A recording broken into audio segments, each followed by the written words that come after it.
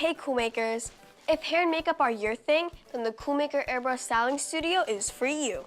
With the Cool Maker Airbrush Styling Studio, you'll learn to style just like a pro. And even create your own looks. Let's get styling! The Cool Maker Airbrush Styling Studio is beautiful. The hair, the face, the tools, there's so many ways to style and create. Let's take a closer look. Here's our gorgeous model. Isn't she amazing? There's a lookbook packed with inspiration.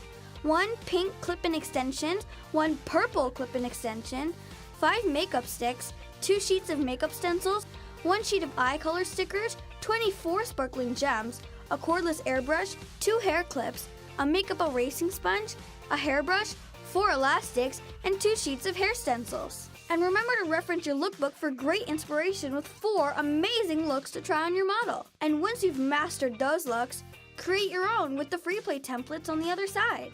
So now you're going to need 2 AA batteries for the cordless airbrush.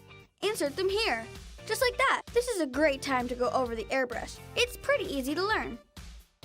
So here's the on-off switch. Good to know. This is the trigger that starts and stops the spray. Here's the nozzle, and back here is where you insert the makeup sticks. Now for the makeup sticks. Be sure your airbrush is set to off. Choose a color, remove the cap, and insert it here, tip first. Careful not to damage the tip when inserting into the airbrush. Push it in until you feel a click. Check to see if the airbrush nozzle is aligned to the center position. Now, hold the airbrush on an angle with the tip away from a piece of paper, about 2 finger widths away. Gently squeeze and try out the spraying. Cool, right? To make sure you are getting the best spray result, turn the airbrush nozzle left a bit, spray, then turn it right a bit, spray. This will help make sure you've got the best nozzle position for this makeup stick. But just a note, these makeup sticks only work in the airbrush. They're not meant for drawing like regular markers. Here are some super important airbrush tips before we get started. Before you airbrush anything, cover your surface to avoid a mess. When you're done with the makeup stick, remove it from the airbrush and put the cap back on so they don't dry out. Careful not to damage the tip when putting the cap back on. This could affect the quality of the spray. To get even coverage, try spraying in short bursts. But if you spray for too long, the airbrush spray might become weaker. Just pause for a second and then start to spray again. Oh, and when you're not using the airbrush, turn it off. So that's the how-tos. Now, here are the what-ifs. What if the airbrush is spraying uneven?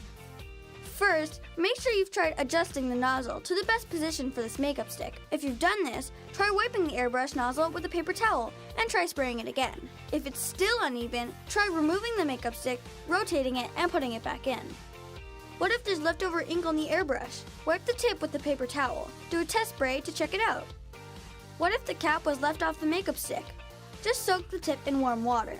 2 minutes should do. And in the event spray gets on your hands, just wash them with warm, soapy water. So there you have the basics, the tips, and the what-ifs.